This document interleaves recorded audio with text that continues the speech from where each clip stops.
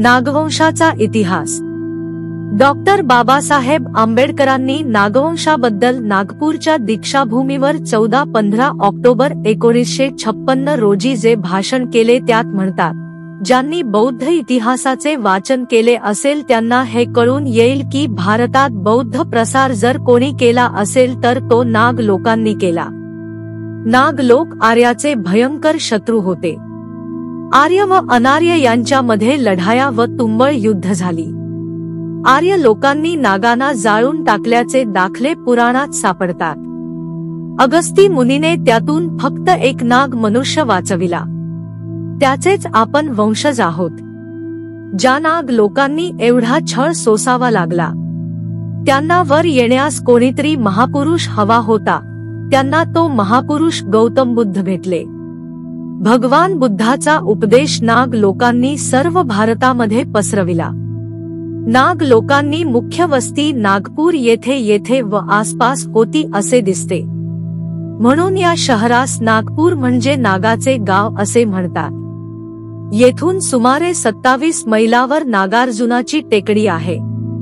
नजीकच वाहणारी नदी आहे ती नागनदी आहे. अर्थातच या नदीचे नाव येथे राहणाऱ्या लोकांवरून पडले आहे.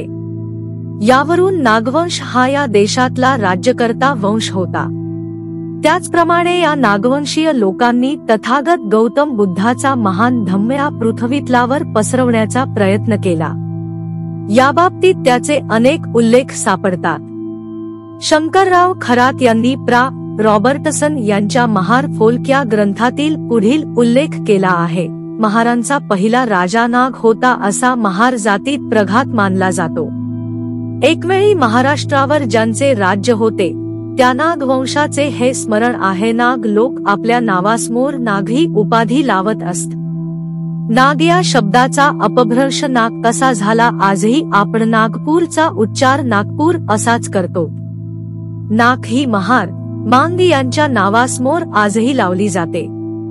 तर आदिवासी समाजात नागचे पुन्हा अपभ्रंश होऊन नाईक हा शब्द नावासमोर लावला जातो. महार, मांग, आदिवासी आजही नागाची पूजा करतात.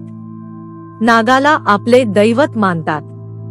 संपूर्ण विदर्भात नागविदर्भ या नावाने ओळखले जाते. कोकणात कुणबी समाज स्वतःला शेषवंशीय समजते. तर मराठवाड्यात आणि उर्वरित महाराष्ट्रात तसेच महाराष्ट्राच्या बाहेर आंध्र प्रदेश, मध्य प्रदेश, कर्नाटक, गुजरात मधील महार समाज स्वतःला नागवंशीय समजतात. तसे पुरावेही उपलब्ध आहेत. महार हे नागवंशीय आहे. याबाबतीत डॉक्टर श्री व्यम केतकरांनी राजाराम शास्त्री भागवतांच्या मताचा उल्लेख त्यांच्या ज्ञानकोशातील 8व्या विभागात केला आहे. तो पुढील प्रमाणे नाग लोक म्हणजेच महार लोक होते. नागाचा प्राचीन इतिहास आणि त्याच्यातील गुणविशेष पुढे महाराच्या मध्येही आढळतात. याचप्रमाणे दास आणि नाग यांच्याविषयी डॉक्टर बाबासाहेब आंबेडकरांचे संशोधन महत्वाचे वाटते. डॉक्टर बाबासाहेब आंबेडकर म्हणतात, दास असे का संबोधण्यात आहे हे कळणे कठीण नाही. दहाक या इंडो इराणियन शब्दाचे संस्कृतीकरण केलेले रूप दास हे होय. दहाक हे नाग लोकांच्या राज्याचे नाव होते. यामुळे त्यांच्या राज्याच्या नावावरून आर्य लोक त्यांना दहाक म्हणू लागले. परंतु संस्कृत मध्ये त्यांचे रूप दास असे बनले व संपूर्ण नाग लोकांसाठी ते वापरण्यात येऊ लागले. नाग लोक कोण होते? संशयपणे ते अनार्य होते. वैदिक वाङ्मयात बारकाईने अभ्यास केला तर या दोन लोकांमधील संघर्ष, दैतभाव व या दोन संस्कृतीमध्ये वरचढपणासाठी चाललेली चढाओढ स्पष्टपणे दिसून येते. आरेच्या इंद्र देवाचा अहिवित्त नावाचा नागदेव विरोधी असल्याबद्दल ऋग्वेदामध्ये प्रथमतः आपणास सांगण्यात येते. नंतरच्या काळात नागदेव हे नाव बरेच प्रसिद्धीस आले असले तरी सुरुवातीच्या वैदिक वाङ्मयामध्ये नाग हा शब्द आढळत नाही. नाग हे प्राचीन असून त्यांचे अस्तित्व वैदिकांच्या पूर्वीपासून इथे होते. त्यांची संस्कृती उच्च दर्जाची होती. त्यांचे रोटीबेटी व्यवहार राजकुळाशी संबंधित होते. याबद्दल डॉक्टर बाबासाहेब आंबेडकर म्हणतात, ऋग्वेदामधील नागाच्या उल्लेखावरून नाग हे फार पुरातन लोक होते असे दिसते. भारतातील राजघराण्यामध्ये त्यांचे विवाह संबंध होते हे इतिहासावरून दिसून येते. नाग लोक समृद्ध, सुसंस्कृत, शांतताप्रिय होते. कदंब, पल्लव, वाकाटक, गुप्त, चोल, ओरिसातील भोमन वंशातील राजांचे विवाह संबंध नागवंशातील लोकांबरोबर होते. नागाचा मायदेश महाराष्ट्र आणि आसपासचा प्रदेश या नागराज्याचा होता. सातवाहन कुळातील राजे कमी अधिक प्रमाणात नागवंशाचे होते. तमिळ वाङ्मयात नागनाडूसंबंधी उल्लेख येतात. सिलोन व सयानच्या बौद्ध परंपरेनुसार आपणाला असे दिसून येते की कराचीजवळ मजेरिक नावाचा नागदेश द्रविड आणि नाग हे एकाच वंशाचे आहेत. अस्पृश्य मूळचे कोण? या ग्रंथात डॉक्टर बाबासाहेब आंबेडकर म्हणतात, कागरा खोऱ्यातील बैजनाथ देवालयात शिलालेखात त्या स्थळाचे पूर्वीचे नाव किरा ग्राम असल्याचा उल्लेख आहे. स्थानिक बोलीमध्ये याचा सापाचे गाव असा असावा. वैजनाथ नाथाला आणि त्यालगतच्या संपूर्ण प्रदेशात अजूनही नागदेवाची सार्वत्रिक पूजा करण्यात येते. नाग लोकाबद्दल कटुतेची भावना निर्माण झाली कारण त्यांनी बौद्ध धर्माचा स्वीकार केला. आर्य संस्कृतीला विरोध केला. त्यावरून बौद्ध धम्म स्वीकारलेल्या नागांना अस्पृश्य केले. त्यांना महाराष्ट्रात महार या नावाने, उत्तरेत मल्ल तर दक्षिणेत मादगुल या नावाने ओळखले जाते. महार आणि कुणबी मराठे एकाच वंशाचे असल्याचे ज्योतिबा फुले आपल्या गुलामगिरी या ग्रंथात बळी राज्याच्या दरबारात आव्हानात्मक कार्य करण्यासाठी बेल भंडार लावून तळी उचलण्याच्या कार्यक्रमाचे वर्णन करताना म्हणतात.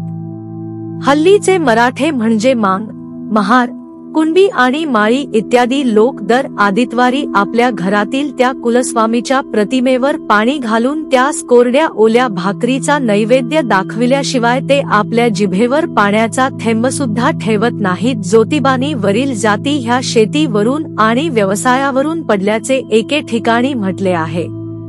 कोरडवाहू शेती करणारा कुणबी, पाण्याखालची शेती करणारा माळी आणि शेतीसाठी उपयुक्त प्राणी पाळणारा धनगर ह्या जाती एकाच कुळात असल्याचे सांगितले आहे. बाणासुरांच्या राज्यात ब्रह्मा शिरला आणि त्याने लहान मोठ्या सरदाराचा पाडाव केला. त्यावेळी ब्रह्मासोबत लढत असताना महारी विषयी गुलामगिरी या ग्रंथात लिहिले आहे. नंतर ब्रह्मा त्या आपल्या पखरी भटास बरोबर घेऊन बाणासुराच्या राज्यात शिरला आणि त्याने कित्येक लहान मोठ्या सरदारांना मोड करून बहुतेक क्षेत्र आपल्याला हस्तगत करून घेण्याची, त्यापैकी रणांगणी कंबरा लढणाऱ्या महारी, हल्लीचा ज्याचा अपभ्रंश महार होय, क्षणियाशिवाय जे लोक त्याच्या तावडीत सापडले होते तेवढ्याचे मात्र त्याने सर्व हरण करून त्या सर्वांस केवळ सत्तेच्या मदाने क्षुण लोक, ज्याचा अपभ्रंश शूद्र होय, मानून आपले दास केले. त्यातून कित्येकांस आपल्या लोकांच्या घरोघरी सेवा चालणाऱ्या करण्याकरिता वाटून दिले. बाकी राहिलेल्या शूद्रांची गावोगाव एक एक भट कामगार पाठवून कुळवाडी करून त्याजपासून शेतीतील काम करून घेऊन त्यांचे पोटापुरते अन्न देण्याची वहिवाट घातली. यावरून त्या कामगारांचे कुळे करणी, त्याचा अपभ्रंश कुळकर्णी होय. त्याचप्रमाणे त्या शूद्र कुळाची नावे कुळवाडी अशी पडली. त्यांच्या अपभ्रंश कुळंबी अथवा कुणबी होय व त्या दास कुणब्याच्या स्त्रियांस नेहमी शेती पुरते काम नसल्यामुळे कधी कधी कारणप्रत्वे भटांच्या घरी सेवा चाकऱ्या कराव्यास जावे असे. यास्तव कुणबीन आणि दासी या दोन शब्दामध्ये तिळमात्र भेद दिसून येत नाही. एकाच कुळात जन्मलेल्या माणसांना फोडून त्यांच्यावर गुलामी लागली गेली. मराठा ज्यांना म्हणतो त्यांचे नाव, रूढी, परंपरा ही सर्व महारामध्ये ही सापडतात. याविषयी डॉक्टर बाबासाहेब आंबेडकर अस्पृश्य मूळचे कोण या ग्रंथात म्हणतात, महाराष्ट्रातील फार मोठी लोकसंख्या मराठा जातीची आहे. महार हे महाराष्ट्रातील अस्पृश्य आहेत. मानववंशशास्त्रीय संशोधनावरून असे आढळून आले आहे की या दोघांचे कुळ एकच आहे. यांच्यातील साम्य इतके मोठे आहे की महार लोकात आढळणारे असे एकही कुळ नाही की जे मराठा जमातीला सापडत नाही आणि मराठ्यात असलेले असे एकही कुळ नाही जे महारात आढळून येत नाही. मराठा ही जात नसून तो एक जात समूह आहे. कारण नाग लोकांनाच मराठा या नावाने पुढे ओळखले जाऊ लागले.